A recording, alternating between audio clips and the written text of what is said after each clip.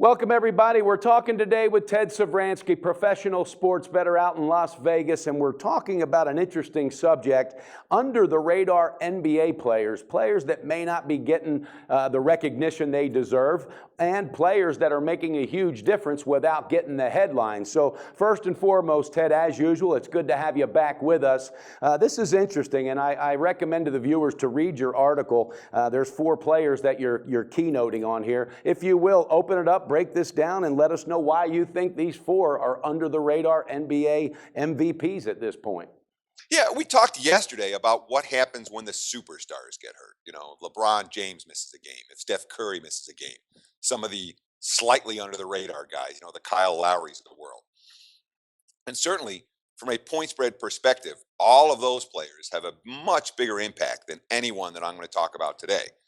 The key for the guys that I'm going to highlight today, Mike, is that they don't move the needle one iota when it comes to point spreads. Not a one of them. And yet every guy has been instrumental to their team's success so far this season.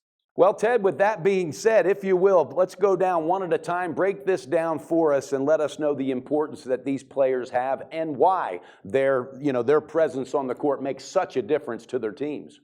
Sure. Let's start with one of my favorite guys, Luc Richard Mbah a Moute, the old UCLA grad who has been bouncing around the league. He was in Milwaukee, he was in Minnesota, he was in Sacramento, he started in Philly last year, and he kind of ended up on the end of the Clippers bench coming into the campaign. And boy, Doc Rivers has a find there. And again, Mbah a Moute is not a guy who anybody's going to notice. He's not going to move the radar for any point spread. But look at the Clips since Blake Griffin got hurt.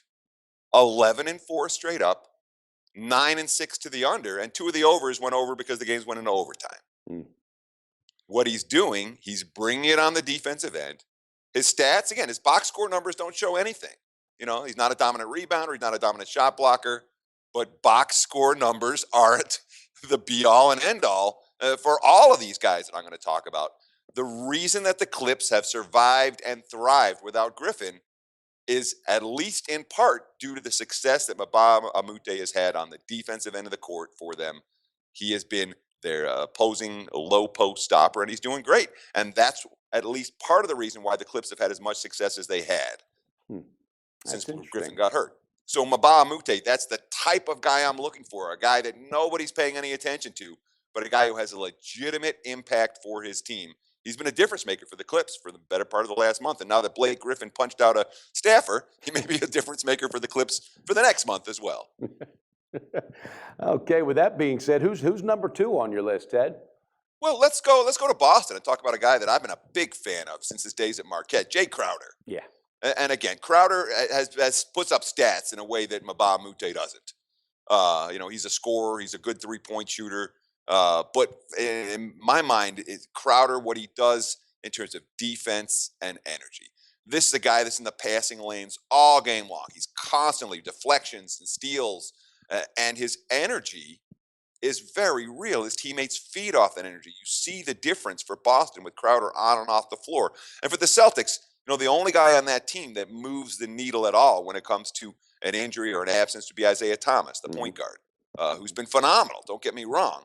But you ask me who's the straw that stirs the drink for Boston? It's Jay Crowder. He hasn't missed a game all year. If he does, pay attention. Yeah, Brad Stevens has. I read an article. He is more than pleased with that acquisition. That was definitely, he is just a baller. He was in college. He brought it every single game, and he is just really pleased with his performance. And he also feels he's the key to that team. That's in an article I read last week. Who breaks into the number 3 spot, Ted? No, the number 1, 2, 3, it's all random. I just listed 4 guys. Okay. But number 3, let's go to Denver. You know, It's a complete rebuild job for Mike Malone in Denver. You know, you have a rookie point guard, you have a second-year shooting guard, you have all kinds of youth in the front court. Not a lot of veterans on this team. And, you know, a lot of the veterans they have, like Danilo Gallinari, they jack up bad shots. They're not the guys that you necessarily love to have in that role. Mm-hmm. The key guy for the Nuggets, in my mind, Will Barton. And again, he's only started 1 game when Gallinari was hurt. He's off the bench, but he's their second leading scorer coming off the bench. He's their instant offense, instant energy guys. And Barton's another guy. He hasn't missed any time this year. Be aware if he does, that it will be a huge loss for Denver. And the markets, again, a bench player, they're not going to adjust for Will Barton. They've never adjusted for Will Barton before. These are the type of guys you can make money with when they are out betting against their teams, because Will Barton, man, again, for that second unit, Denver's second unit is not good. And if Will Barton is missing, that bench becomes atrocious as opposed to just not good. And it'll make a huge impact on the Nuggets moving forward if he gets hurt. Yeah, he does. I've been noticing him as well. And, coming off the bench, second leading scorer, that says quite a bit. And he's comfortable with that role. Okay, and who's the last one we're going to talk about? This is a guy I just love to watch. And of course, our audience will have a chance to watch him tonight. The Knicks and Raptors on TNT this evening, a national TV showdown. And there may not be any Carmelo Anthony in that game. There may not be any Kyle Lowry in that game. So you should have a chance to focus your eyes on Langston Galloway. Yep. And here's a guy again. He's coming off the bench. He's not a big name. I don't even know. Was he a first rounder? I don't even know if he's a first rounder. No, he wasn't. Yeah, exactly. He's one of these absolutely way off the radar kind of guys.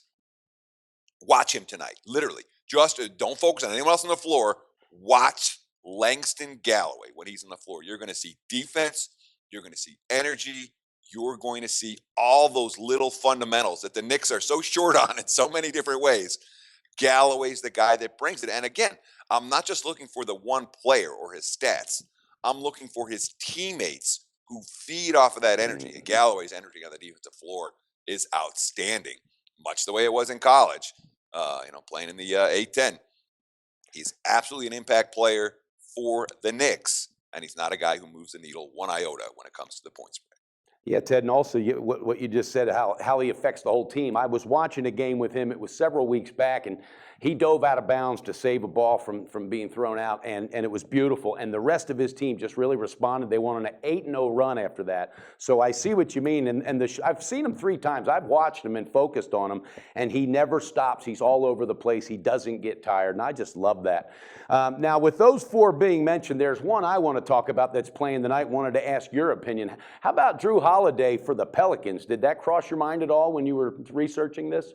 Not even a little bit. And again, researching is the wrong word, because this isn't something that I'm like sitting there, what kind of stats. This is all visual for me. Okay. I watch NBA. I can't honestly say I watch it 7 nights a week. I usually watch it about at least 5 nights a week.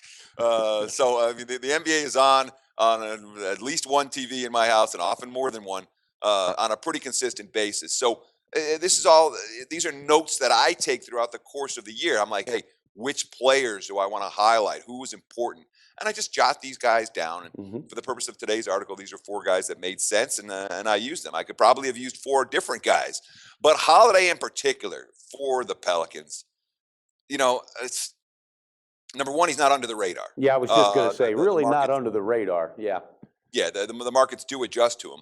But number 2 is that New Orleans, there's so much depth in the backcourt, even though they've had all those injuries. And number 3, Holiday, to what he does other than scoring and distributing, it hasn't moved the needle for me. He hasn't been one of these guys that when he's on the floor, I'm like, wow, this team's playing different than they were 5 minutes ago when he wasn't on the floor. Sure. I haven't seen that from Holiday, at least not in New Orleans. So, and I'm curious as to your take. What did you see from him that you've liked so much this year? Well, what I like is that the fact that he's not overshadowed, by Davis and Tyreek Evans coming aboard.